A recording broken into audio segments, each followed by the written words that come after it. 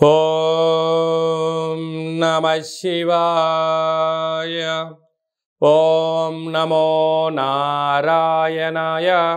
ఓం శ్రీ కర్మ నివారణ నరదృష్టి నివారణ కాళభైరవాయ నమో నమః. ఓం కాళకాలాయ విద్మహే కాళాతీతాయ ధీమహి తన్నో కర్మ నివారణ నరదృష్టి నివారణ కాళభైరవ ప్రచోదయాత్. హరి ఓం. ఓం గంగే చ యమునే చైవ కృష్ణే గోదావరి నర్మదే సింధు కావేరి జలేస్మిన్ సన్నిధిం కురు. మా ఛానల్కి స్వాగతం.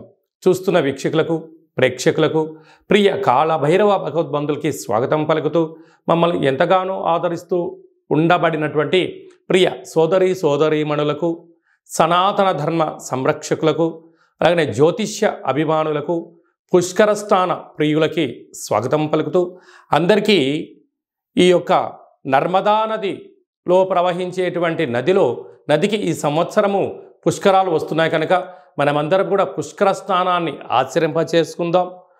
దేవగురు బృహస్పతి యొక్క ఆశీస్సులు పొందుదాం. ముక్కోటి దేవతల యొక్క ఆశీస్సులు పొందుదాం.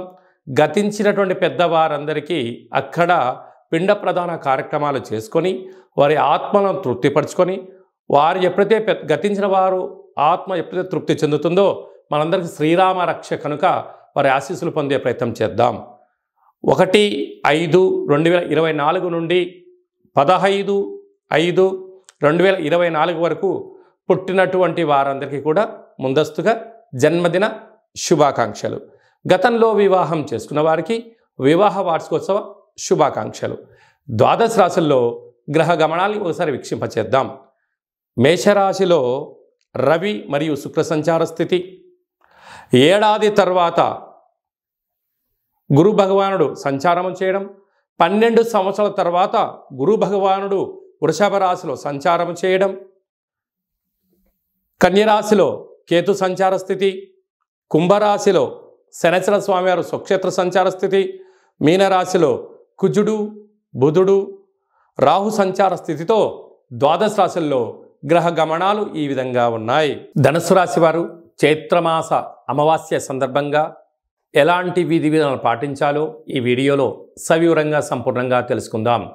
ధనుసు రాశిలో ఏ నక్షత్రాలు వస్తనగా మూలా నక్షత్రంలోని 4 పాదాలు, పూర్వాషాఢ నక్షత్రంలోని 4 పాదాలు, ఉత్తరాషాఢ నక్షత్రంలోని 1 పాదం కలిపితే ధనుసు రాశి అవడం జరుగుతుంది. చాలామందికి పుట్టినటువంటి కాల సమయంలో డేటా బర్త్లు లేనటువంటి కారణం వలన పేరు యొక్క మొదటి అక్షరాన్ని అనుసరిస్తూ రాశిని తెలుసుకునే ప్రయత్నం చేద్దాం. ఏ యో బా బి బు ధ బా డ బే అక్షరాల వారందరూ కూడా ధనుసు రాశి జాతకులే. ధనుసు రాశి యొక్క అధిపతి దేవగురు బృహస్పతి. 12 సంవత్సరాల తర్వాత దేవగురు బృహస్పతి వీరి రాశాధిపతి 6వ స్థానంలో వృషభ రాశిలో శత్రుస్థానంలో సంచారము చేయడము కొద్దిపాటి యోగం అనుకోవచ్చు, కొద్దిపాటి ఇబ్బందికరం అనుకోవచ్చు అని రెండింటిని గమనించగలగాలి. అలాగనే వీళ్ళకు తృతీయంలో శని భగవాను స్వక్షేత్రకారకుడు, అర్ధాస్తమ కుజుడు బుధుడు రాహు సంచార స్థితి ఉండడం ఒకవైపు కుజదోష ప్రభావంగా పరిగణించే పరిస్థితి ఉంటుంది.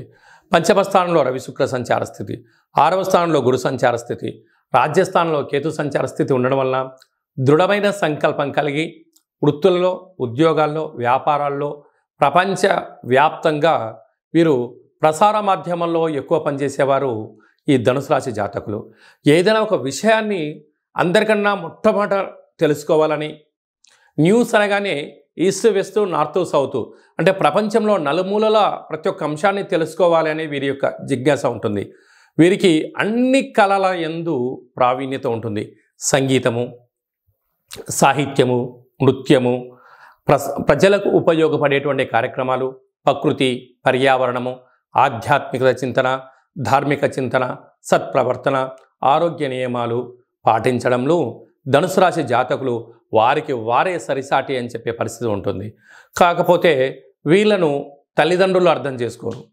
అన్నదమ్ములు వీరి యొక్క సంపాదన కావాలి, కానీ వీళ్ళ యొక్క భావాలతో అవసరం లేదు. వీరి పిల్లలు ఎంతసేపు ఉన్నా మీరు నాకే సొంతము, నీ సంపాదనతో నాకే కావాలని పిల్లలు ఒకవైపు వీళ్ళను బాధ పెట్టడం, వీళ్ళ భావాన్ని పంచుకునే వారు లేకపోవడం ఇబ్బందికరం.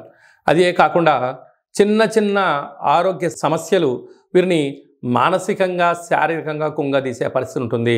కనుక ఇలాంటి కాల సమయంలో యోగా, ఆసనం, మెడిటేషన్ లాంటివి వీరికి యోగాన్ని ఇచ్చేటువంటి పరిస్థితి ఉంటుంది.